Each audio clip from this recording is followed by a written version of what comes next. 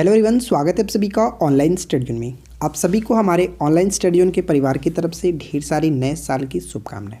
इस वीडियो में हम बात करने वाले हैं बिहार एसआई प्रीलिम्स के प्रैक्टिस सेट 10 के बारे में। अगर आपने इससे पहले के बाकी के सेट्स को नहीं देखा है तो जा करके ज़रूर देखिए, प्लेलिस्ट में आपको लिंक मिल जाएगा। साथ साथ इस वीडियो में हम लोग टोटल 100 क्वेश्चन देखने वाले हैं, जो कि हमेशा की तरह 100 क्वेश्चन ही हम सेट कराते हैं और ये पूर्णतः बीपीएससी के पैटर्न पे सारे क्वेश्चंस को सजाया गया। क्वेश्चंस का लेवल काफ़ी अच्छा है, तो इस वीडियो को एंड तक ज़रूर देखें। इसका पीडीएफ आप हमारे टेलीग्राम ग्रुप से या फिर इस वीडियो के नीचे डिस्क्रिप्शन से डाउनलोड करके भी आप सेट लगा सकते हैं। तो कुल मिलाकर बात यह है कि आप इस वीडियो को एंड तक ज़रूर देखें। वीडियो अच्छी लगे तो वीडियो को लाइक कीजिएगा, अपने दोस्तों के साथ शेयर कर दीजिएगा। तो चलिए शुरू करते हैं। आज के इस वीडियो का फर्स्ट क्वेश्चन ये बनता है कि पुष्टि मार्ग के दर्शन की स्थापना किसने की। ऑप्शन बी को टिक करेंगे, बल्लभाचार्य करेक्ट आंसर होगा। पुष्टि मार्ग सुधा दैत्य जो दर्शन पर आधारित है, और साथ ही मैं आपको बता दूं कि पुष्टि मार्ग हिंदुओं के वैष्णव संप्रदाय में से एक है। बल्लभाचार्य ने अपने सुधा दैत्य दर्शन के आधार पर इस मत का प्रतिपादन किया हुआ था। ठीक है, चलिए सेकेंड क्वेश्चन का राइट आंसर बताइए। तो मैं आपको बता दूं कि इस प्रैक्टिस सेट का सेफ स्कोर क्या है। ठीक है, काफ़ी लोग कमेंट करके बताते हैं कि इस कट ऑफ क्या रहना चाहिए, तो मैं आपको बता दूं, देखिए इस प्रैक्टिस सेट का मैंने जो कट ऑफ लगा रखा आपके सामने ये है। जनरल 71, बीसी कैटेगरी 69, एससी आप 64 और एसटी के लिए 66। बाकी कैटेगरी इसी के अकॉर्डिंग आप सजा लेंगे। तो वीडियो को लाइक कर दीजिए, अपने दोस्तों के साथ शेयर कर दीजिए। चैनल पर पहली बार आए तो चैनल को सब्सक्राइब करके नोटिफिकेशन बेल को ऑन कर लीजिए। तो चलिए आगे बढ़ते हैं।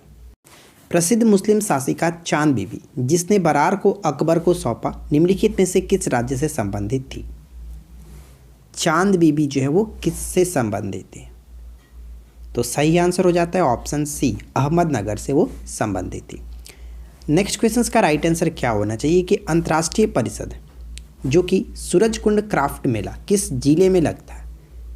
ये प्रत्येक वर्ष हरियाणा में लगाया जाता है। हरियाणा के किस जिले में लगता है, तो सही आंसर हो जाएगा ऑप्शन सी, यानी फरीदाबाद में ये प्रत्येक वर्ष लगता है। ठीक है, चलिए क्वेश्चन नंबर 4 का करेक्ट आंसर बताइए।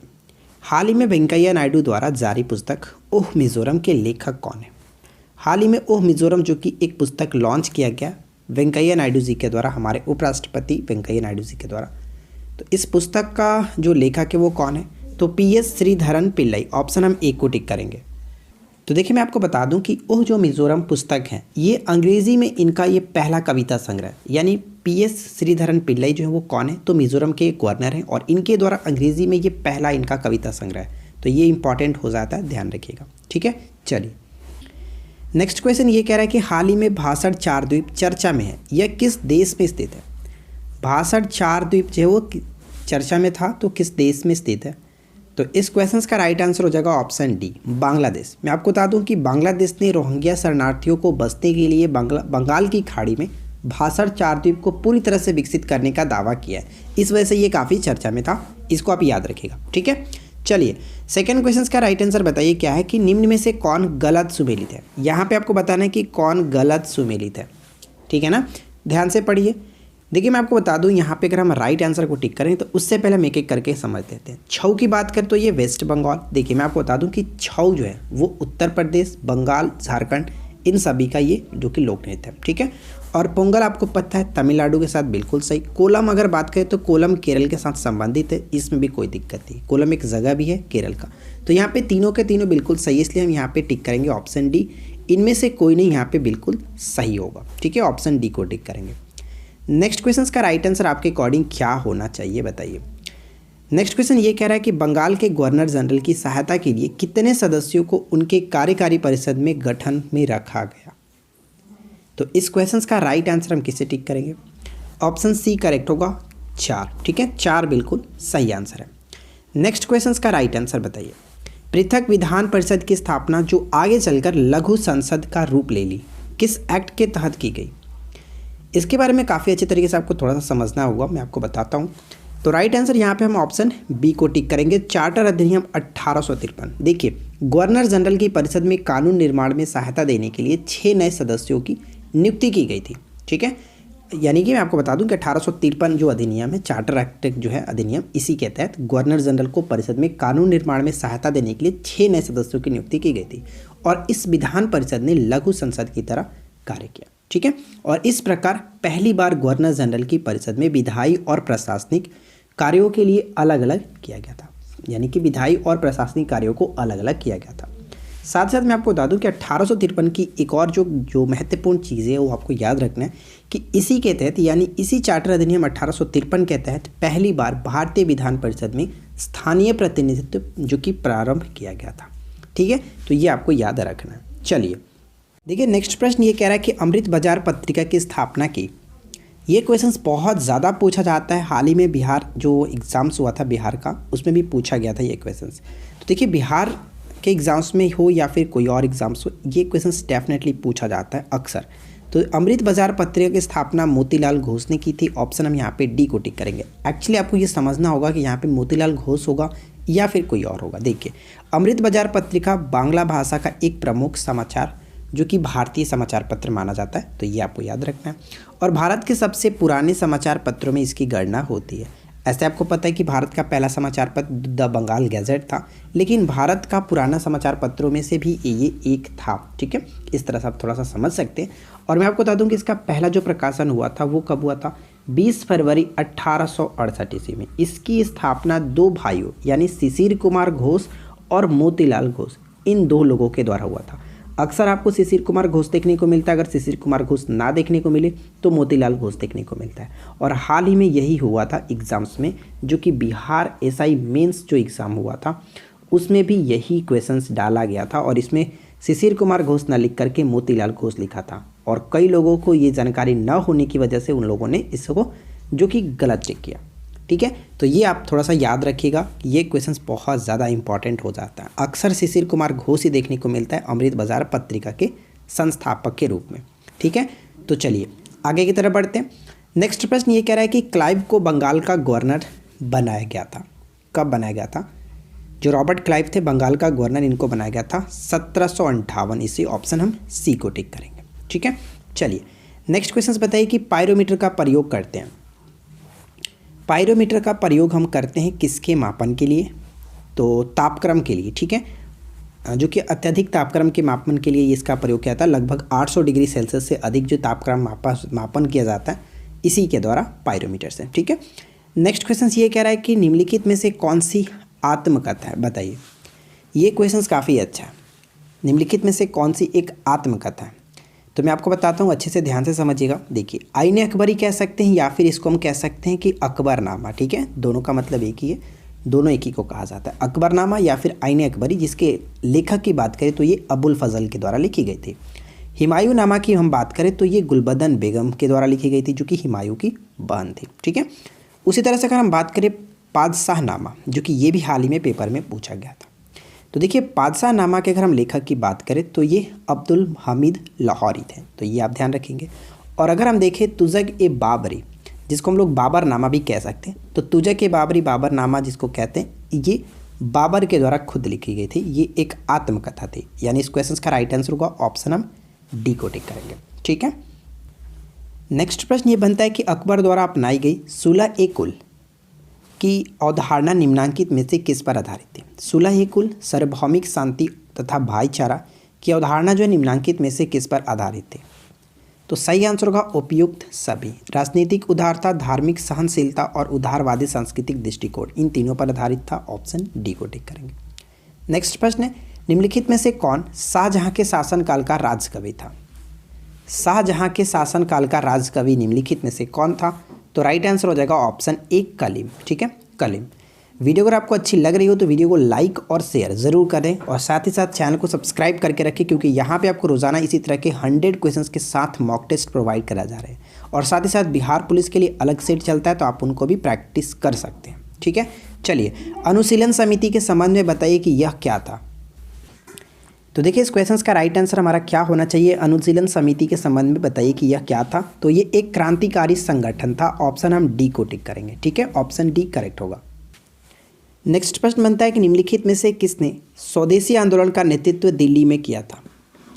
स्वदेशी आंदोलन का नेतृत्व दिल्ली में किया गया था सैयद हैदर राजा ने। मैं आपको बता दूं कि बाल गंगाधर तिलक ने कहां से किया था, तो ये पूरे भारत में नेतृत्व करता थे, इसमें कोई दिक्कत नहीं है। लेकिन अजीत सिंह के संबंध में अगर हम बात करें तो अजीत सिंह ने पंजाब से नेतृत्व किया था। लाला लाजपत राय के बारे में बात करें तो ये इन्होंने यूपी से किया था। और भी चीज़ें पूछ जाती है, जैसे चिदम्बरम पिल्लै जो थे वो मद्रास में इन्होंने जो कि नेतृत्व किया था। क्वेश्चंस में पूछा गया था दिल्ली, तो दिल्ली से संबंध में सैयद हैदर राजा, ऑप्शन डी को टिक करेंगे। नेक्स्ट क्वेश्चन कह रहा है कि असहयोग आंदोलन शुरू करने के समय भारत के वायसराय कौन थे। असहयोग आंदोलन शुरू करने के समय भारत के वायसराय कौन थे, तो राइट आंसर हो जाएगा ऑप्शन हम यहाँ पे डी को टिक करेंगे, लॉर्ड चेम्सफोर्ड। ठीक है, चलिए नेक्स्ट क्वेश्चन है कि वल्लभ भाई पटेल को सरदार की उपाधि उनकी कुशल संगठन क्षमता के कारण किस आंदोलन के दौरान दी गई थी। सरदार की उपाधि जो है वल्लभ भाई पटेल को किस आंदोलन के दौरान दी गई थी, तो बारडोली सत्याग्रह के दौरान। ठीक है, बारडोली सत्याग्रह के दौरान बारडोली की महिलाओं की तरफ से, जो कि महात्मा गांधी ने इनको प्रदान की थी ये उपाधि। ठीक है, नेक्स्ट क्वेश्चन का करेक्ट आंसर बताइए कि निम्नलिखित कथनों पर विचार कीजिए। फर्स्ट और सेकंड पॉइंट्स को पढ़िए और बताइए कि कौन सा कथन जो कि यहाँ पे सही है। चलिए पहला पढ़ते हैं। दादा भाई नौरोजी को भारत का वयोवृद्ध पुरुष यानी कि grand old man of India कहा जाता है, जो कि बिल्कुल सही है। सेकेंड पॉइंट है कि 1892 से 1896 तक वे यूनाइटेड किंगडम के हाउस ऑफ कॉमन्स के सदस्य रहे। क्या ये सही है? जी नहीं, ये पॉइंट गलत है। क्यों? मैं आपको बता दूं कि 1892 में उनका चुनाव हुआ था, लेकिन 1892 से लेकर के 1895 तक ही वो जो कि इसके सदस्य थे। तो यहाँ पे 96 लिखा गया, जो कि ये पॉइंट गलत हो जाता है। इसलिए यहाँ पे कहेंगे केवल और केवल एक सही है, ऑप्शन हम ए को टिक करके आगे बढ़ेंगे। नेक्स्ट क्वेश्चन का राइट आंसर बताइए कि अक्टूबर 2020 में नवीनतम वैश्विक पासपोर्ट सूचकांक के अनुसार दुनिया के सबसे शक्तिशाली पासपोर्ट के लिए किस देश ने जापान को पीछे छोड़ दिया है। तो जापान को पीछे छोड़ दिया न्यूजीलैंड ने, ऑप्शन हम बी को टिक करेंगे। इसमें आपको कई चीज़ें जाननी होंगी, जैसे अगर हम यहाँ पे देखें तो न्यूजीलैंड तो जापान को पीछे छोड़ करके ये टॉप पे हो चुका है। तो इस सूचकांक में भारत को कौन सा रैंक मिला? भारत जो कि 58 रैंक पे है। अगर हम बात करें कि ये किसके द्वारा जारी किया गया, तो यह सूचकांक वैश्विक वित्तीय सलाहकार फर्म अर्टन कैपिटल द्वारा जो कि जारी किया गया। न्यूजीलैंड की राजधानी क्या होती है? न्यूजीलैंड की राजधानी वेलिंगटन है। ठीक है, चलिए नेक्स्ट प्रश्न बनता है कि अक्टूबर 2020 में किस राज्य से एक मीठे पानी की छोटी मछली सिस्तुरा हिरण्यकेशी की खोज की गई है। सिस्तुरा हिरण्यकेशी की खोज महाराष्ट्र के एक झील से की गई है, ऑप्शन हम डी को टिक करेंगे। नेक्स्ट क्वेश्चन का राइट आंसर क्या होगा कि कांग्रेस के किस अधिवेशन में पहली बार कांग्रेस द्वारा मौलिक अधिकारों और राष्ट्रीय आर्थिक कार्यक्रमों से संबंधित प्रस्ताव पारित किए गए थे। ये क्वेश्चन काफ़ी ज़्यादा इंपॉर्टेंट है, इसको आप याद रखिएगा। राइट आंसर हो जाएगा कराची अधिवेशन 1931। ठीक है, और अगर पूछ ले कि कराची अधिवेशन 1931 की अध्यक्षता किसने की थी, तो सरदार वल्लभ भाई पटेल ने की थी। और सरदार वल्लभ भाई पटेल की ये पहली और एकमात्र जो कि अध्यक्षता थी 1931 में। नेक्स्ट क्वेश्चन का राइट आंसर बताइए। ब्रिटिश नागरिकों को सर्वप्रथम किस वर्ष भारत में भूमि खरीदने एवं बसने की अनुमति मिली थी? तो ये जो अनुमति मिली थी 1833 में, ऑप्शन बी बिल्कुल सही आंसर होगा। नेक्स्ट क्वेश्चन की जल में वायु का बुलबुला जिसकी भांति व्यवहार करेगा वह है। जल में वायु का बुलबुला जो कि ऑथर लेंस की भांति व्यवहार करेगा, ऑप्शन डी को टिक करेंगे। नेक्स्ट प्रश्न है कि गण देवता किसकी रचना है? गण देवता जो है वो किसकी रचना है? तो गण देवता के रचनाकार है तारक शंकर बंदोपाध्याय, ऑप्शन हम सी को टिक करेंगे। और मैं आपको बता दूं कि ये एक बंगाली उपन्यास है, गण देवता एक बंगाली उपन्यास है। और इस कार्य के लिए यानी गण देवता के लिए तारक शंकर बंदोपाध्याय को जो कि 1966 में कह सकते हैं ज्ञानपीठ पुरस्कार से भी नवाजा गया था। ठीक है, नेक्स्ट क्वेश्चन। अगला प्रश्न बनता है कि पश्चिमी भारत में सांस्कृतिक पुनर्जागरण का अग्रदूत किसे जाना जाता है या फिर किसे कहा जाता है? सांस्कृतिक पुनर्जागरण का अग्रदूत किसे कहा जाता है? तो ऑप्शन ए सही आंसर होगा, एमजी रनाडे। ठीक है, एमजी रनाडे राइट आंसर है। नेक्स्ट क्वेश्चन, वर्ष 1905 में बम्बई में भारत सेवक समाज की स्थापना किसने की थी? 1905 में भारत सेवक समाज की स्थापना किसने की थी? तो देखिए इस क्वेश्चन का राइट आंसर हो जाएगा option A, Gopal Krishna Gokhale. Actually यहाँ पे बम्बई नहीं होना चाहिए, लंदन होना चाहिए था। ठीक है, लंदन में इन्होंने स्थापना की थी 1905 में। नेक्स्ट क्वेश्चन बनता है कि निम्नलिखित में से कौन सुमेलित नहीं है? तो ध्यान से पढ़िए और बताइए कि कौन इसमें सुमेलित नहीं है। तो देखिए इस क्वेश्चन का राइट आंसर हमारा हो जाएगा ऑप्शन सी, राजा राम मोहन राय का संबंध आदि ब्रह्म समाज से नहीं था। बाकी में कोई दिक्कत नहीं है। राजा राम मोहन राय का संबंध जो था ब्रह्म समाज से था। आदि ब्रह्म समाज से अगर हम बात करें तो यहाँ पे हम कह सकते हैं जो देवेंद्र नाथ ठाकुर, इस यहाँ पे सही आंसर होना चाहिए था। इसके बारे में आप यहाँ पे पढ़ सकते हैं, जैसे कि देखिए कि देवेंद्र नाथ ठाकुर के नेतृत्व वाली ब्रह्म समाज का सन 1866 में जो कि विघटन हो गया था और उसके पश्चात नया नाम क्या हुआ था, आदि धर्म या फिर आदि ब्रह्म समाज पड़ा, जब केशव चंद्र सेन अलग होकर भारतवर्षीय ब्रह्म समाज बना लिया था। ठीक है, तो यहाँ पे आप समझ सकते हैं कि केशव चंद्र सेन का जो संगठन हुआ वो भारतवर्षीय ब्रह्म समाज कहलाया, लेकिन देवेंद्र नाथ ठाकुर का जो था वो ब्रह्म समाज विघटन होने के पश्चात आदि ब्रह्म समाज कहलाया। तो ये आप ध्यान रखेंगे। नेक्स्ट प्रश्न देखिए क्या, अगला प्रश्न ये कह रहा है कि अश्व यदि एकाएक चलना प्रारंभ कर दे तो अश्वरोही के गिरने की आशंका का कारण क्या होता है। अश्वरोही के गिरने का आशंका का कारण होता है विराम जड़त्व। ऑप्शन सी राइट आंसर होगा। नेक्स्ट क्वेश्चन, अलाउद्दीन खिलजी ने किसके कहने पर सिकंदर महान के समान विश्व विजय की योजना को त्याग दिया था। किसके कहने पर, तो ये फरुखुद्दीन के कहने पर। ऑप्शन हम यहाँ पे डी को टिक करेंगे। नेक्स्ट प्रश्न बनता है कि सोनार अधिकांशतः प्रयोग में लाया जाता है। सोनार जो है वो अधिकांशतः किसके द्वारा प्रयोग में लाया जाता है, तो नौ संचालकों के द्वारा। ऑप्शन हम यहाँ पे डी को टिक करेंगे। नेक्स्ट प्रश्न है कि 1857 के विद्रोह के बाद ब्रिटिश सरकार ने सिपाहियों का इन प्रांतों से चयन किया था। 1857 के विद्रोह के बाद ब्रिटिश सरकार ने सिपाहियों का जो चयन किया था वो गोरखा, सिख और एवं पंजाबी उत्तर प्रांत से किया था। ऑप्शन सी यहाँ पे सही आंसर होगा। नेक्स्ट क्वेश्चन का राइट आंसर बताइए कि पुष्यमित्र शुंग का शासन कब प्रारंभ हुआ था। पुष्यमित्र शुंग का शासन कब प्रारंभ हुआ था, तो मैं आपको बता दूं कि मौर्य वंश के शासक बृहदत्त की हत्या करने के पश्चात, जो कि ये बृहदत्त का सेनापति ही था पुष्यमित्र शुंग ने, और इनकी हत्या करने के पश्चात 185 ईस्वी में, 185 ईसा पूर्व होगा, तो 185 ईसा पूर्व में इनकी हत्या कर दी और उसके बाद मगध पर शुंग वंश की स्थापना की थी पुष्यमित्र शुंग ने। इसलिए ऑप्शन हम ए को टिक करेंगे।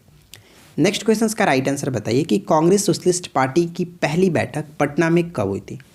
कांग्रेस सोशलिस्ट पार्टी की पहली बैठक पटना में कब हुई थी, तो पटना में कब हुई थी, 1934। ऑप्शन हम यहाँ पे बी को टिक करेंगे, 1934 में। नेक्स्ट क्वेश्चन का राइट आंसर आपके अकॉर्डिंग क्या होना चाहिए, एड्स के संबंध में निम्नलिखित कथनों पर विचार करें और सही कथन चुनें। ठीक है, बताइए। देखिए यहाँ पे 3 पॉइंट्स दिखे गए। फर्स्ट पॉइंट की बात करें तो एड्स का पूर्ण रूप, जो कि यहाँ पे डायरेक्ट क्वेश्चन पूछा जाता है, एक्वायर्ड इम्यूनो डिफिशियंसी सिंड्रोम। बिल्कुल सही है, कोई दिक्कत नहीं है। यह एक विषाणु जनित रोग है, ये भी आपको याद रखना है कि एड्स जो होता है वो विषाणु से होने वाला एक रोग है, तो यहाँ पर सेकेंड पॉइंट भी सही है। इस रोग की जांच के लिए वेस्टर्न वोल्ट टेस्ट जो कि किया जाता है, आपको पता होगा शायद एलिजा टेस्ट, तो ध्यान रखेंगे एलिजा टेस्ट के साथ साथ एक वेस्टर्न वोल्ट टेस्ट भी होता है जो कि एड्स के लिए ही किया जाता है। तो यहाँ पे फर्स्ट सेकंड थर्ड तीनों पॉइंट सही है, इसलिए हम ऑप्शन सी को टिक करेंगे। 1 2 3 सभी 1 2 3 सही है, ऑप्शन सी करेक्ट होगा। नेक्स्ट प्रश्न बनता है कि एक कूली 5 किलोग्राम का ट्रंक अपने सिर पर लेकर के रेलवे प्लेटफॉर्म पर खड़ा है, उसके द्वारा किया गया कार्य क्या होगा। तो ध्यान दीजिएगा यहाँ पे क्वेश्चन में क्या बोला जा रहा है कि 5 किलोग्राम का ट्रंक लेकर अपने सिर पर, ठीक है, अपने सिर पर लेकर के रेलवे प्लेटफॉर्म पर खड़ा है। ध्यान दीजिएगा खड़ा है। तो मैं आपको बता दूं कि फिजिक्स में कार्य तभी संभव माना जाता है जब वहाँ पे विस्थापन हो। यहाँ पे कोई भी विस्थापन की बात नहीं की जा रही है, कोई भी डिस्प्लेसमेंट की बात नहीं की जा रही, इसलिए यहाँ पे कार्य जो होगा वो शून्य होगा, कोई भी कार्य नहीं हुआ। ऑप्शन सी बिल्कुल सही आंसर है। नेक्स्ट प्रश्न क्या बनता है कि निम्नलिखित में से कौन सा मिलान गलत है। तो ध्यान से क्वेश्चन को पढ़िए और बताइए कि कौन सा मिलान यहाँ पे गलत है। देखिए विडाल परीक्षण का प्रयोग टाइफाइड की जांच के लिए किया था, बिल्कुल सही है। वेसन स्टेन परीक्षण जो फ्लैग के जांच के लिए किया था, ये भी बिल्कुल सही है। तो ये भी आप याद रखेंगे, वेसन स्टेन परीक्षण फ्लैग के लिए किया जाता। तो यहाँ पे दोनों के दोनों बिल्कुल सही है, कोई भी गलत नहीं है। तो यहाँ पे कह सकते हैं कि ना ही एक गलत है और ना ही 2। ऑप्शन डी यहाँ पे सही आंसर होगा। ठीक है, चलिए नेक्स्ट क्वेश्चन बताइए। अगला प्रश्न कह रहा है कि फिलॉसफर उल रासायनिक दृष्टि से है। फिलॉसफर उल रासायनिक दृष्टि से क्या, तो ये होता है zinc oxide. Option C correct होगा। नेक्स्ट क्वेश्चन, निम्नलिखित विटामिनों पर विचार कीजिए। 4 विटामिन दिए गए हैं और इनमें बताना है कि उपरोक्त में से कौन से विटामिन जल में जो कि विलय है। कौन सा विटामिन जल में विलय है, तो देखिए मैं आपको बता दूं कि जल में भी जो घुलनशील विटामिन होता है बी और सी विटामिन होता है, जबकि ए, डी, ई और के ये जो 4 विटामिन है वो वसा में घुलनशील होता है। तो जल में घुलनशील विटामिन बी और सी, तो बी के अंतर्गत जो भी आएंगे यानी बी कॉम्प्लेक्स के सभी विटामिन इसमें घुलनशील और सी घुलनशील होगा। तो देखिए नियासिन B3 होता है, घुलनशील होगा। पैराडॉक्सिन की बात करें तो B6 होता है। उसी तरह से राइबोफ्लेविन की बात करें तो ये B2 होता है और थायामिन B1 होता है। तो यहाँ पे आप देख सकते हैं कि चारों के चारों जो विटामिन हैं वो बी कॉम्प्लेक्स के हैं, तो कह सकते हैं कि ये सभी के सभी जल में घुलनशील होगा, इसलिए ऑप्शन डी सही आंसर है। नेक्स्ट प्रश्न बनता है कि 1794 में मनुस्मृति धर्मशास्त्र को अंग्रेजी में किसने अनुवाद किया था? तो मनुस्मृति जो धर्मशास्त्र है इसका अंग्रेजी में अनुवाद विलियम जोन्स के द्वारा किया गया था, ऑप्शन बी सही आंसर है। नेक्स्ट क्वेश्चन के डक्कन के अंश टीले प्रदर्शित करते हैं। डक्कन के अंश टीले जो है वो प्रदर्शित करते हैं। नवपाषाण युग के मवेशी रखने वालों की बस्ती के अवशेष, ऑप्शन सी राइट आंसर होगा। नेक्स्ट क्वेश्चन, बंगाल में दोहरी शासन प्रणाली यानी द्वैत शासन प्रणाली किसने स्थापित किए थे? देखिए सारे क्वेश्चंस बहुत ज़्यादा इंपॉर्टेंट है, तो आप सभी क्वेश्चंस को अच्छे से नोट डाउन कर लीजिए। जो क्वेश्चंस आपको लगे कि ये क्वेश्चंस अच्छा है तो आपको इसको नोट डाउन करके याद रखना है, क्योंकि आने वाले एग्जाम्स के समय आपके पास एक अच्छा नोटबुक होगा जो कि आप रिवाइज कर सकते हैं। ठीक है, देखिए इस क्वेश्चन का राइट आंसर क्या होगा कि द्वैत शासन प्रणाली को किसने स्थापित किया था? तो रॉबर्ट क्लाइव ने स्थापित किया था, लेकिन वारेन हेस्टिंग्स ने इसको समाप्त कर दिया था। तो ऑप्शन में पूछा स्थापित किया गया, इसलिए ऑप्शन हम बी को टिक करेंगे। क्लियर। नेक्स्ट क्वेश्चन, अगला प्रश्न ये बनता है कि एवो हुम के बारे में निम्नलिखित कथनों पर विचार कीजिए और सही उत्तर का चयन करना है। ठीक है ना, तो फर्स्ट और सेकंड पॉइंट को पढ़ करके बताइए कि कौन सही होगा इनके संबंध में। देखिए भारतीय राष्ट्रीय कांग्रेस नाम सुझाव उन्होंने दिया था, तो मैं आपको बता दूं कि भारतीय राष्ट्रीय कांग्रेस जो नाम सुझाया गया था वो दादा भाई नौरोजी जी के द्वारा सुझाया गया था, ना कि इनके द्वारा। तो पहला पॉइंट तो गलत हो जाता है। सेकंड पॉइंट है कि लोकमित्र समाचार पत्र से जुड़े थे, ये पॉइंट सही है। मैं आपको बता दूं, देखिए 1859 बात 1859 की है। 1859 में लोकमित्र नाम के एक समाचार पत्र के प्रकाशन में इन्होंने सहयोग किया था एवो हुम ने। तो यहाँ पे सेकंड पॉइंट सही है, लेकिन फर्स्ट पॉइंट गलत है, इसलिए हम ऑप्शन केवल और केवल पूछा गया कि सही हमें बताना है। तो राइट आंसर होगा केवल और केवल 2 सही, ऑप्शन सी को टिक करेंगे। ठीक है, चलिए नेक्स्ट प्रश्न कह रहा है कि निम्नलिखित में से कौन सा सुमेलित नहीं है? तो यहाँ पे कौन सुमेलित नहीं होगा? सर कैंपबेल कानपुर के साथ सही, सर ह्यूरोज की बात करें तो झांसी से सही है, जॉन निकलसन दिल्ली के साथ सही है, लेकिन विलियम टेलर का संबंध बिहार से होना चाहिए था, लखनऊ से नहीं। लखनऊ से हम कह सकते हैं हैवलॉक। ठीक है, लखनऊ से हैवलॉक को याद रखिएगा। चलिए नेक्स्ट क्वेश्चन है कि उत्तराखंड में किस मेले में 2 गुटों के बीच पत्थर फेंकने की प्रथा है? उत्तराखंड के किस मेले में 2 गुटों के बीच पत्थर फेंकने की प्रथा है? तो राइट आंसर होगा देवीधुरा मेला, ऑप्शन बी बिल्कुल सही आंसर होगा। नेक्स्ट क्वेश्चन कह रहा है कि एक इतिहास ने पानीपत की तीसरी लड़ाई को स्वयं देखा था। पानीपत की तीसरी लड़ाई 1761 मराठों और अहमद शाह अब्दाली के मध्य हुआ था, जिसमें स्वयं देखा गया था काशीराज पंडित, ऑप्शन बी करेक्ट आंसर है। नेक्स्ट क्वेश्चन क्या है? इनमें से कौन सा जो कथन है वो सही नहीं है? बताइए इनमें से कौन सा कथन सही नहीं है? देखिए हमारे सेट्स को आप लोग शेयर नहीं कर रहे हो, आप लोग सेट्स को अपने दोस्तों के साथ अधिक से अधिक अपने ग्रुप में फेसबुक अकाउंट पे शेयर किया कीजिए, तभी तो हमारे साथ लोग जुड़ेंगे और आपको भी अच्छा लगेगा। तो वीडियो को अधिक से अधिक शेयर किया कीजिए। ठीक है, अरे वीडियो को नहीं कर सकते आप PDF को शेयर कर दीजिए, PDF आपको प्रोवाइड किया जा रहा है ना, तो PDF को आप अधिक से अधिक शेयर कर दीजिए। देखिए अगर हम बात करें यहाँ पे सही नहीं है, तो यहाँ पे राइट आंसर होगा राजा राम मोहन राय सती प्रथा के समर्थक थे। ये पॉइंट गलत है, क्योंकि आपको पता है कि राजा राम मोहन राय जो थे वो सती प्रथा के विरोधी थे। क्लियर, क्योंकि सती प्रथा का अंत इनके समय में 1829 में लॉर्ड विलियम बेंटिक के सहयोग से किया गया था, आपको पता है ना। तो यहाँ पे ऑप्शन डी जो कि हमारा गलत होगा। बाकी पॉइंट में कोई दिक्कत नहीं, आप इसको पढ़ करके याद रखिएगा। नेक्स्ट प्रश्न दिया गया है कि किस सल्तनतकालीन शासक को मिन्हाज ने हातिम ताई द्वितीय की संज्ञा दी थी? हातिम ताई द्वितीय की संज्ञा जो कि कुतुबुद्दीन ऐबक को दी गई थी मिन्हाज के द्वारा। ठीक है, ऑप्शन ए राइट आंसर है। कुतुबुद्दीन ऐबक जो था वो गुलाम वंश का संस्थापक था, जिसको मामलुक वंश भी कहा जाता है, और लाख बादशाह के नाम से कुतुबुद्दीन ऐबक को ही जाना जाता है। नेक्स्ट प्रश्न कि 1639 ईस्वी में अंग्रेज फ्रांसिस डे ने कहाँ के शासक से मद्रास को पट्टे पर लिया और वहाँ एक किलाबंदी कोठी बनवाई? तो राइट आंसर हो जाएगा चंद्रगिरी के राजा से, ऑप्शन ए सही आंसर है। नेक्स्ट प्रश्न निम्नलिखित में से कौन सा केंद्र शासित प्रदेश पुर्तगाल के अधिग्रहित नहीं किया गया था? पुर्तगाल से अधिग्रहित नहीं किया गया था। देखिए, पुर्तगाल से अधिग्रहित किया गया था गोवा, दमन और दीव, दादर और नागर हवेली। लेकिन जो पुडुचेरी कह सकते हैं, पांडिचेरी कह सकते हैं, ये फ्रांसीसियों ने अधिग्रहित किया था। तो यहाँ पे ऑप्शन डी को टिक करेंगे। नेक्स्ट प्रश्न ये बनता है कि किस शासक के काल में अरबी यात्री सुलेमान भारत आया था? तो मैं आपको बता दूं कि सुलेमान भारत आया था मिहिर भोज के समय में, ठीक है, जो कि प्रतिहार वंश के महान शासक थे मिहिर भोज, इन्हीं के समय में सुलेमान आया था। नेक्स्ट प्रश्न बनता है कि निम्नलिखित में से कौन मद्रास महाजन सभा से संबंध नहीं है? तो देखिए, मद्रास महाजन सभा से संबंधित जो नहीं है वो है GL चुट्टी। ऑप्शन सी को टिक करेंगे। मद्रास महाजन सभा की स्थापना 1884 में की गई थी और इसके संस्थापक में जो थे वो M वीर राघवाचार्य, सुब्रमण्यम अय्यर और P आनंद चार्लू। आप याद रख सकते हैं इन तीनों लोग जो कि संबंधित थे इसके संस्थापक में, ठीक है, इसके संस्थापना में। क्लियर? चलिए नेक्स्ट क्वेश्चन का राइट आंसर बताइए। कृषि संबंधी समस्याओं पर विचार करने हेतु लिनलिथगो आयोग का गठन निम्नलिखित में से किस गवर्नर जनरल के शासनकाल में हुआ था? देखिए, हम लोग जो क्वेश्चंस यहाँ पे अरेंज करते हैं काफ़ी बारीकी से क्वेश्चंस को अरेंज किया जाता है ताकि आपको एग्जाम्स में एक लगे कि आपने काफ़ी अच्छे तरीके से पढ़ करके तैयारी की। और हम यहाँ पे आपको काफ़ी अच्छे अच्छे सेट प्रोवाइड करा रहे हैं। अभी हमारा ये 10 सेट चल रहा है और हम पूरी कोशिश करेंगे आपको ये 50 सेट्स तो कंप्लीट करा ही दे आपको एग्जाम से पहले। तो अगर आप इंटरेस्ट रखते हैं, आप हमारे साथ जुड़ना चाहते हैं तो आप जुड़ सकते हैं रेगुलर प्रैक्टिस करने के लिए। बाकी के सेट्स को भी आप ज़रूर देखें और अपने दोस्तों के साथ शेयर करते चलें। देखिए, लिनलिथगो आयोग का गठन जो किया गया था वो 1900 हम कह सकते हैं 28 में गठन किया गया था, ठीक है, 1928 में। और उस वक्त लॉर्ड इरविन का समय था। तो लॉर्ड इरविन के समय में लिनलिथगो आयोग का गठन किया गया था किससे संबंधित समस्याओं पर विचार करने के लिए? तो कृषि संबंधी समस्याओं पर विचार करने के लिए। तो इन चीज़ों को आपको याद रखना है। नेक्स्ट क्वेश्चन का राइट आंसर, अबुल कलाम आज़ाद को भारतीय राष्ट्रीय कांग्रेस का सबसे युवा अध्यक्ष होने का गौरव किस अधिवेशन में प्राप्त हुआ?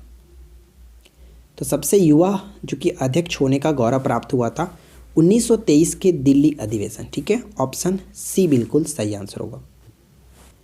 नेक्स्ट प्रश्न है कि नेशनल प्लानिंग कमेटी का गठन किया गया किसके द्वारा? नेशनल प्लानिंग कमेटी का गठन हम कह सकते हैं कि 1938 होगा, 28 नहीं, 1938 में हरिपुरा जो अधिवेशन था, हरिपुरा अधिवेशन के अध्यक्षता कौन कर रहे थे? तो सुभाष चंद्र बोस, ठीक है, सुभाष चंद्र बोस इसके जो कि अध्यक्षता कर रहे थे 1938 के हरिपुरा अधिवेशन। और इसी में इन्होंने घोषणा किया था, ठीक है, इसी में इन्होंने घोषणा किया था नेशनल प्लानिंग कमेटी के, और जिसके अध्यक्ष बनाए गए थे जवाहरलाल नेहरू। तो अगर क्वेश्चंस में अध्यक्ष पूछे तो जवाहरलाल नेहरू को टिक करेंगे। गठन किसने किया था? तो सुभाष चंद्र बोस ने किया था। ऑप्शन सी करेक्ट आंसर है। नेक्स्ट प्रश्न कह रहा है कि चिली और पेरू के तट पर दूर शीत जल के अप्रवाह से बनी धारा का क्या नाम है?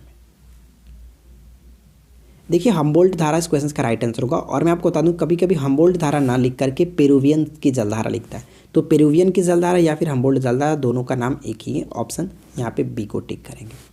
नेक्स्ट प्रश्न कह रहा है कि विश्व का सबसे गहरा महासागरीय गर्त कौन सा है? विश्व का सबसे गहरा महासागरीय गर्त मेरियाना ट्रेंच, ठीक है, मेरियाना गर्त आपको पता होगा। ऑप्शन बी को टिक करेंगे। नेक्स्ट प्रश्न का राइट आंसर बताइए। इसरो 2025 में अपना वीनस मिशन शुरू करने वाला है और कौन सा देश इसमें भाग लेगा? तो इसरो 2025 में अपना वीनस मिशन जो कि लॉन्च करने वाला है, इसमें फ्रांस सहयोगी देश होगा, इसके साथ मिलकर के भारत लॉन्च करेगा, ठीक है। नेक्स्ट क्वेश्चन का राइट आंसर बताइए। किस बैंक ने पूरी तरह से पेपरलेस कामकाजी माहौल को सक्षम करने के लिए जो कि IBE नोट नामक एक और हरित पहल की शुरुआत की है? तो ये जो शुरू किया गया इंडियन बैंक के द्वारा। ऑप्शन बी को टिक करेंगे। ये काफ़ी इंपॉर्टेंट क्वेश्चंस बन जाएगा, ध्यान रखिएगा। नेक्स्ट प्रश्न बनता है कि केरल सरकार के सर्वोच्च साहित्य सम्मान 2020 के लिए किसे चुना गया? तो ये चुना गया पॉल जाचरिया को। ऑप्शन ए राइट आंसर है। नेक्स्ट प्रश्न कह रहा है कि निम्नलिखित में से किस देश ने महत्वाकांक्षी तियानेन-1 मार्स रोवर मिशन लॉन्च किया? बताइए कि तियानेन-1 मार्स रोवर मिशन लॉन्च किया किसके द्वारा? तो चीन के द्वारा। क्लियर। और मैं आपको हाल ही का एक क्वेश्चन बता दूं कि चीन जो है वो दुनिया में चांद पर जो कि झंडा फतह करने वाला दूसरा देश बन चुका है, ठीक है। दूसरा देश बन चुका है। इससे पहले आपको पता है कि सिर्फ और सिर्फ ऐसा करने वाला अमेरिका था, लेकिन अब चीन भी बन चुका है। नेक्स्ट क्वेश्चन क्या कह रहा है कि किस मंत्रालय का नाम बदल करके शिक्षा मंत्रालय रखा गया है। ये क्वेश्चन बहुत ज़्यादा इंपॉर्टेंट बन जाता है, इसको आप याद रखिएगा। हाल ही में शिक्षा मंत्रालय रख दिया गया मानव संसाधन विकास मंत्रालय का नाम बदल करके। ये क्वेश्चन मैंने आपको ऑलरेडी करंट अफेयर्स में कराया हुआ है। नेक्स्ट प्रश्न कह रहा है कि 25 वर्षों के अनुमानित जीवन के साथ भारतीय नौसेना का सबसे बड़ा सौर ऊर्जा संयंत्र किस राज्य में चालू किया गया। भारतीय नौसेना का सबसे बड़ा ऊर्जा सौर संयंत्र चालू किया गया Kerala, option D correct answer होगा। देखिए इसके बारे में यहाँ पे छोटा सा नोट लिख रखा है। भारतीय नौसेना अकादमी एझीमाला, केरल के एझीमाला में स्थापित 3 मेगावाट का सौर ऊर्जा संयंत्र भारतीय नौसेना का सबसे बड़ा संयंत्र है और जिसका अनुमानित जीवन जो काल है वो 25 वर्ष है। तो ये भी पूछा जा सकता है कि कितना वर्ष के लिए, तो 25 वर्षों के लिए। ठीक है, तो ये चीज़ आपको याद रखना है। नेक्स्ट क्वेश्चन है कि भारत का पहला शहद परीक्षण प्रयोगशाला राष्ट्रीय डेयरी विकास बोर्ड किस राज्य में स्थापित किया गया। तो ये स्थापित किया गया Gujarat, option B right answer होगा। नेक्स्ट क्वेश्चन, उगादि पर्व किस राज्य में मनाया जाता है। उगादि पर्व जो वो किस राज्य में मनाया जाता है। तो उगादि पर्व प्रत्येक वर्ष कर्नाटक में मनाया जाता है, ऑप्शन हम ए को टिक करेंगे। नेक्स्ट क्वेश्चन, थर्मोस्टेट का प्रयोजन क्या है। थर्मोस्टेट का प्रयोजन क्या है बताइए। तो मैं आपको बता दूं कि थर्मोस्टेट का जो प्रयोजन होता है वो कह सकते हैं कि तापमान को स्थिर कर रखना। ठीक है, एक ऐसा डिवाइस होता है जो कि तापमान को स्थिर रखने का कार्य करता है, उसको हम लोग थर्मोस्टेट कहते हैं। नेक्स्ट प्रश्न है कि दुनिया में पहले एक दशक में वन क्षेत्र हासिल करने वाले देशों के मामले में भारत की रैंकिंग क्या है। तो भारत की जो रैंकिंग है वो क्या, तीसरा रैंक हो गया भारत का, ऑप्शन सी यहाँ पे बिल्कुल सही आंसर होगा। नेक्स्ट क्वेश्चन की ओंकेश्वर परियोजना निम्नलिखित नदियों में से किस एक से संबंधित है। ओंकेश्वर परियोजना मध्य प्रदेश में स्थित है और ये नर्मदा नदी पर बनाया गया, ऑप्शन बी सही आंसर है। नेक्स्ट क्वेश्चन, पुस्तक रियासत में सदस्यता के लेखक कौन है। हाल ही में ये पुस्तक लॉन्च हुई थी, रियासत में सदस्यता के लेखक कौन है।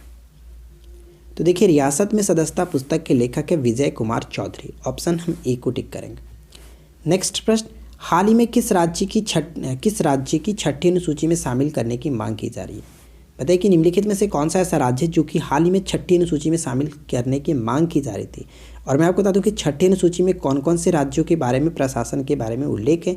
तो आपको याद रखना है कि असम, मेघालय, त्रिपुरा और मिजोरम, इन 4 राज्यों के बारे में उल्लेख किया गया, आप इनको याद रखिएगा। आई रिपीट, असम, मेघालय, त्रिपुरा और मिजोरम के बारे में उल्लेख किया गया। ठीक है, नेक्स्ट प्रश्न बनता है कि हाल ही में चर्चा में रहा सक्तेंग वन्यजीव अभ्यारण्य स्थित है। सक्तेंग वन्यजीव अभ्यारण्य स्थित है, तो सही आंसर यहाँ पे हो जाएगा ऑप्शन सी, भूटान के पूर्वी क्षेत्र में स्थित है, ऑप्शन हम सी को टिक करें। ये काफ़ी इंपॉर्टेंट क्वेश्चन बन सकता है, सक्तेंग वन्यजीव अभ्यारण्य। नेक्स्ट क्वेश्चन देखिए क्या कह रहा है कि हाल ही में चर्चा में रहा हांगिया सोफिया संग्रहालय जिसे मस्जिद के रूप में परिवर्तित कर दिया गया किस देश में स्थित है। बहुत ज़्यादा इंपॉर्टेंट क्वेश्चंस बन सकता है। तो हांगिया सोफिया संग्रहालय जो स्थित है वो तुर्की में स्थित है, जिसको हाल ही में ये मस्जिद के रूप में कन्वर्ट कर दिया गया, पहले ये म्यूजियम था। ठीक है, नेक्स्ट क्वेश्चन, महान खान के रूप में विख्यात चंगेज़ खां का मूल नाम क्या है। चंगेज़ खां का मूल नाम बताइए कि क्या था। तो चंगेज़ खां का मूल नाम तेमुचीन कह सकते हैं, ऑप्शन सी राइट आंसर होगा, तेमुचीन। नेक्स्ट क्वेश्चन कह रहा है कि किसने अंतिम शक शासक रुद्र सिंह तृतीय को पराजित कर और उनकी हत्या कर शकों को अंतिम रूप से उन्मूलन किया। शकों को अंतिम रूप से उन्मूलन जो किया गया था चंद्रगुप्त द्वितीय के द्वारा, और इसी के उपलक्ष्य में इन्होंने जो कि सिक्के भी चलाए थे। ठीक है, क्वेश्चन पूछा जाता है, और इसी के उपलक्ष्य में इन्होंने विक्रमादित्य की उपाधि भी धारण की थी, तो ये भी आपको याद रखना है, चंद्रगुप्त द्वितीय। नेक्स्ट प्रश्न है कि हिंदू संप्रदाय के पूजनीय 4 धाम स्थल में से निम्नलिखित में से कौन सा 4 धाम में सम्मिलित नहीं है। तो 4 धाम में निम्नलिखित में से कौन नहीं है। आपने कई बार सुना होगा 4 धाम की यात्रा, तो 4 धाम में कौन शामिल नहीं है। तो 4 धाम में आता कौन कौन सा है, तो बद्रीनाथ, द्वारका, पुरी और रामेश्वरम। तो मानसरोवर इसमें नहीं आता है। ठीक है, तो ध्यान रखिएगा बद्रीनाथ यहाँ पे होना चाहिए था, ऑप्शन सी को टिक करेंगे, इसके अंतर्गत शामिल नहीं है। नेक्स्ट क्वेश्चन बताइए, पृथ्वी को उसके काल्पनिक अक्ष पर घूमने को क्या कहते हैं। पृथ्वी को उसके काल्पनिक अक्ष पर घूमने को क्या कहते हैं, उसको हम लोग घूर्णन कहते हैं। ठीक है, ऑप्शन हम सी को टिक करेंगे, घूर्णन। नेक्स्ट क्वेश्चन, अन्य ग्रहों की अपेक्षा विपरीत दिशा में घूमने वाला ग्रह कौन सा है? अन्य ग्रहों की अपेक्षा विपरीत दिशा में घूमने वाला ग्रह कौन सा? तो हमारे सौर मंडल में टोटल 8 ग्रह हैं और 8 ग्रहों में से 2 ग्रह ऐसे हैं जो कि विपरीत दिशाओं में घूमते हैं। ठीक है, जैसे हमारा जो पृथ्वी है वो क्या करता है, पश्चिम से पूर्व की तरफ घूमता है। लेकिन 2 ऐसे ये ग्रह हैं, कौन कौन सा? तो एक होता है आपका यूरेनस, जिसको हम लोग अरुण कह सकते हैं, और एक होता है शुक्र, जिसको हम लोग वीनस कह सकते हैं, वीनस कह सकते हैं। तो देखिए ये 2 ग्रह ऐसे हैं, ये पूरब से पश्चिम की तरफ घूमते हैं, इसलिए यहाँ पे कह रहा है कि विपरीत दिशा में घूमने वाला ग्रह। तो राइट आंसर हो जाएगा ऑप्शन सी को टिक करेंगे। ठीक है, चलिए नेक्स्ट क्वेश्चन देखिए। अगला प्रश्न बनता है कि एक देशांतर से दूसरे देशांतर के बीच कितना समय अंतराल होता है? एक देशांतर से दूसरे देशांतर के बीच कितना समय अंतराल होता है? तो 2 देशांतरों के बीच की जो समय अंतराल होता है वो 4 मिनट होता है। अगर हम उसी तरह से बात करें तो देखिए 1 डिग्री, एक्चुअली 1 डिग्री बराबर 4 मिनट होता है। और अगर पूछ ले कि 1 घंटे में, ठीक है 1 घंटे में, तो 60 मिनट यानी कि 15 से गुना है, तो 15 डिग्री बराबर 60 मिनट का समय अंतराल होता है। क्लियर? तो ये चीज़ आपको याद रखना है। चलिए नेक्स्ट प्रश्न बनता है कि संयुक्त राज्य अमेरिका के पश्चिमी तट से प्रारंभ होकर रॉकीज पर्वत को पार करके उसके नीचे उतरने वाली गर्म और शुष्क हवा किस नाम से जानी जाती है? तो शुष्क हवा को हम कहते हैं चिनूक। ऑप्शन हम सी को टिक करेंगे, चिनूक। और आपको पता है कि चिनूक हेलीकॉप्टर का संबंध भी, चिनूक हेलीकॉप्टर भारत को दिया गया था अमेरिका के द्वारा, तो ये भी आपको याद रखना है। नेक्स्ट प्रश्न है, प्रति चक्रवात में वायु दाब कहाँ अधिक होता है? प्रति चक्रवात, एंटी साइक्लोन में जो वायु दाब होता है कहाँ अधिक होता है? तो केंद्र में वायु दाब अधिक होता है, ये ध्यान रखिएगा, केंद्र में वायु दाब अधिक होता है। नेक्स्ट प्रश्न क्या है, एक संकरी, गहरी तथा तीव्र ढाल युक्त किनारों वाली नदी घाटी को किस नाम से जाना जाता है? तो इसको हम लोग कहते हैं कैनियन कहते हैं। ऑप्शन बी बिल्कुल सही आंसर होगा, कैनियन कहा जाता है। नेक्स्ट प्रश्न है कि गांधी इरविन समझौते पर कब हस्ताक्षर किए गए थे? गांधी इरविन समझौते पर कब हस्ताक्षर किए गए थे? तो गांधी इरविन समझौता हुआ था 5 मार्च 1931। डेट आपको याद रखना है, डेट बहुत ज़्यादा इंपॉर्टेंट हो चुका है, क्योंकि आपको पता है कि हाल ही में जो बिहार ईएसआई का एग्ज़ाम हुआ था उसमें पूछा गया था सांप्रदायिक पंचाट, जिसमें अगस्त दिया गया था और काफ़ी कन्फ्यूज़न कर सकता था अगर आपको वो डेट नहीं पता हो तो। ठीक है, तो आपको याद रखना है। क्लियर? तो याद रखिएगा 5 मार्च 1931। जो भी आप ईस्वी पढ़े उसके साथ डेट ज़रूर याद रखने की कोशिश करें। नेक्स्ट क्वेश्चन कह रहा है कि 1861 में इंडियन मिरर समाचार पत्र का संपादन व प्रकाशन किसने किया था? तो देखिए 1861 में इंडियन मिरर और का समाचार पत्र का संपादन और प्रकाशन किया गया था मनमोहन घोष और देवेंद्रनाथ टैगोर। ऑप्शन डी को टिक करेंगे। नेक्स्ट प्रश्न बनता है कि स्वतंत्रता से पहले भारत के किस राज्य में प्राथमिक शिक्षा अनिवार्य थी? स्वतंत्रता से पहले भारत के किस राज्य में प्राथमिक शिक्षा अनिवार्य थी? तो बड़ौदा बिल्कुल सही आंसर है, ऑप्शन ए को टिक करेंगे। नेक्स्ट प्रश्न क्या बनता है कि बंगाल का अंतिम स्वतंत्र नवाब किसे माना जाता है? बंगाल का अंतिम स्वतंत्र नवाब किसे माना जाता है? तो मैं आपको बता दूं, मिर्जा सिराजुद्दौला बंगाल का अंतिम स्वतंत्र नवाब माना जाता है, जिसकी हत्या 23 जून 1757 को ब्रिटिश ईस्ट इंडिया कंपनी के साथ, जो कि प्लासी के युद्ध में मृत्यु हो गई थी। ठीक है, ऑप्शन ए बिल्कुल सही आंसर है, जो कि बंगाल का अंतिम स्वतंत्र नवाब माना जाता है। नेक्स्ट क्वेश्चन है कि एस्पिरिन की खोज किसने की थी? बताइए कि एस्पिरिन की खोज किसने की थी? तो ध्यान रखिएगा, एस्पिरिन की खोज की गई थी, ऑप्शन ए टिक करेंगे, फेलिक्स होफमैन के द्वारा। ऑप्शन ए राइट आंसर होगा। देखिए अक्सर यहाँ से क्वेश्चंस पूछाते हैं एस्पिरिन का रासायनिक नाम। एस्पिरिन का रासायनिक नाम क्या होता है? Acetyl salicylic acid. ये आपको याद रखना है, बहुत ज़्यादा इंपॉर्टेंट है। प्रथम बार 1890 में इसकी खोज की गई थी और यह एक ज्वरनाशक और पीड़ानाशक है। ठीक है, चलिए नेक्स्ट प्रश्न बनता है कि मल्टी प्रोसेसर द्वारा 2 या 2 से अधिक प्रोग्रामों का एक साथ प्रोसेसिंग क्या है? तो इसको हम लोग कहते हैं मल्टी प्रोसेसिंग। ठीक है, ऑप्शन डी को टिक करेंगे, मल्टी प्रोसेसिंग। नेक्स्ट क्वेश्चन कि यूरोप की सबसे लंबी नदी कौन सी है?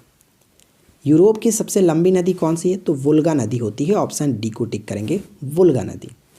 अगला प्रश्न क्या राइट आंसर बताइए कि सौर्य मिसाइल जिसका नए वर्जन का भारत ने सफल परीक्षण किया, इसकी मारक क्षमता कितनी है?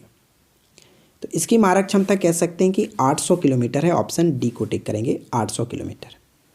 देखिए इससे जुड़ी कुछ पॉइंट्स मैंने यहाँ पे लिख रखा है। सौर जमीन से जमीन पर मार करने वाला बैलिस्टिक मिसाइल है। ध्यान रखिएगा, सौर मिसाइल जो जमीन से जमीन पर मार करने वाला बैलिस्टिक मिसाइल, परमाणु क्षमता से लैस। इस मिसाइल का जो मारक क्षमता है वो 800 किलोमीटर दूर तक टारगेट को तबाह कर सकता है। 800 किलोमीटर। ठीक है, अगला प्रश्न का राइट आंसर बताइए कि निम्न में से किस योगदान के लिए हार्वे अल्टर, माइकल हॉफ्टन और चार्ल्स राइस को चिकित्सा के नोबेल पुरस्कार 2020 से सम्मानित किया गया। वीवीआई क्वेश्चंस बन सकता है, ध्यान रखेंगे। अगर इस तरह से ना पूछा जाए क्वेश्चंस तो डायरेक्ट पूछा सकता है कि चिकित्सा के क्षेत्र में नोबेल प्राइज़ किन लोगों को मिला है, तो आप इन नाम को भी याद रख सकते हैं। ठीक है, तो देखिए इस क्वेश्चन का राइट आंसर होगा हेपेटाइटिस सी वायरस की खोज के लिए। ऑप्शन बी यहाँ पे बिल्कुल सही आंसर है, हेपेटाइटिस सी वायरस की खोज के लिए। नेक्स्ट प्रश्न बनता है कि पर्यावरण के अनुकूल होने के कारण निम्न में से किसे श्वेत कोयला के नाम से जाना जाता है। श्वेत कोयला के नाम से किसे जानते हैं? जल विद्युत को श्वेत कोयला कहा जाता है। ऑप्शन सी राइट आंसर है। नेक्स्ट प्रश्न, अगला प्रश्न ये कह रहा है कि कुजबास कोयला क्षेत्र कहाँ स्थित है, किस देश में स्थित है? बताइए कि कुजबास कोयला क्षेत्र किस देश में स्थित है? तो कुजबास कोयला क्षेत्र पड़ता है रूस में। ऑप्शन बी सही आंसर होगा, रूस। अगला प्रश्न, धरातल के सर्वाधिक भाग पर निम्नलिखित में से किस चट्टान का विस्तार पाया जाता है? सर्वाधिक भाग पर चट्टान का विस्तार कह सकते हैं अवसादी चट्टान। ऑप्शन बी यहाँ पे बिल्कुल सही आंसर होगा। अगला प्रश्न है कि परिसीमन आयोग का अध्यक्ष होता है। परिसीमन आयोग को हम लोग किस नाम से जानते हैं? सीमा आयोग के नाम से भी जाना जाता है। और मैं आपको बता दूं कि परिसीमन आयोग की अध्यक्षता जो है उच्चतम न्यायालय के एक अवकाश प्राप्त न्यायाधीश के द्वारा की जाती है। उच्चतम न्यायालय के अवकाश प्राप्त न्यायाधीश के द्वारा। ऑप्शन डी बिल्कुल सही आंसर होगा। नेक्स्ट क्वेश्चन कि हर्षवर्धन की जीवनी किसने लिखी थी? हर्षवर्धन की जीवनी किसने लिखी थी? तो हर्षवर्धन के जो दरबारी कवि थे बाणभट्ट के द्वारा लिखी गई थी। ऑप्शन डी बिल्कुल सही आंसर होगा।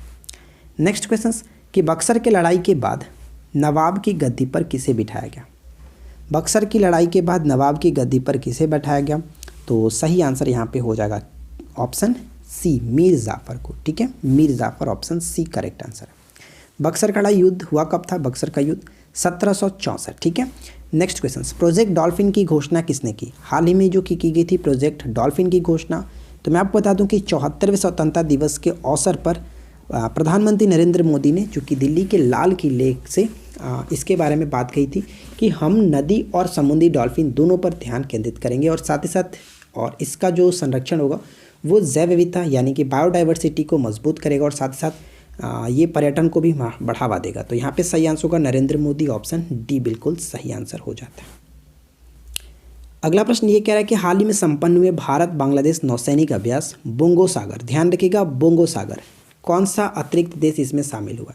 ये काफ़ी इंपॉर्टेंट क्वेश्चन बन सकता है कि बोंगो सागर जो है वो किन देशों के बीच ये नौसैनिक अभ्यास है। ध्यान रखिएगा नौसैनिक अभ्यास है।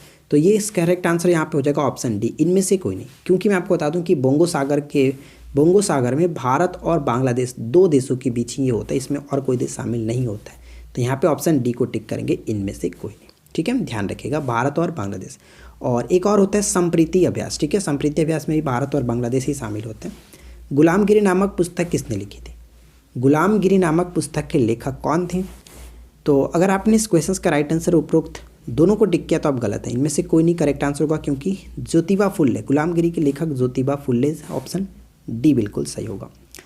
नेक्स्ट क्वेश्चन का राइट आंसर देखिए, क्वेश्चन नंबर 100, अंत भला तो सब भला, श्रीरंगपट्टनम की संधि का संबंध किस युद्ध से है? श्रीरंगपट्टनम की संधि का संबंध किस युद्ध से है? तो सही आंसर क्या होना चाहिए? तो देखिए श्रीरंगपट्टनम के संधि का संबंध जो आता है तृतीय एंग्लो मैसूर युद्ध। अगर पूछ ले कि गवर्नर जनरल कौन थे तो लॉर्ड कॉर्नवालिस, ध्यान रखिएगा। तो इस वीडियो में हम लोगों ने 100 क्वेश्चंस कंप्लीट किया और मुझे उम्मीद है कि आप लोगों को सेट नंबर 10 अच्छा लगा होगा। वीडियो पसंद आया तो लाइक कर दीजिए, अपने दोस्तों के साथ शेयर कर दीजिए और इसी तरह के रोजाना एक मॉक टेस्ट देने के लिए आप हमारे साथ जुड़े रह सकते हैं। सब्सक्राइब करके नोटिफिकेशन बेल को ऑन रखिए, बार बार कहना अच्छा नहीं लगता। ठीक है, तो मिलते हैं किसी और वीडियो में नेक्स्ट टॉपिक के साथ। Thanks for watching, keep learning, have a good day. मैं आपको बता दूं कि अगर आपने बीपीएससी प्रीलिम्स का एग्जाम्स दे चुका है और अगर आप मेंस की प्रिपरेशन करना चाहते हैं तो आप हमारे साथ जुड़ सकते हैं अनअकैडमी पे। अनअकैडमी पे आपको जो कि मेंस की प्रिपरेशन कराई जा रही है और साथ ही साथ इसका आंसर राइटिंग भी आपको कराया जाएगा काफ़ी अच्छे तरीके से। तो आप जुड़ सकते हैं अनअकैडमी के साथ। लिंक आपको इस वीडियो के नीचे डिस्क्रिप्शन में मिल जाएगा, आप वहाँ से जा करके ज्वाइन हो सकते हैं।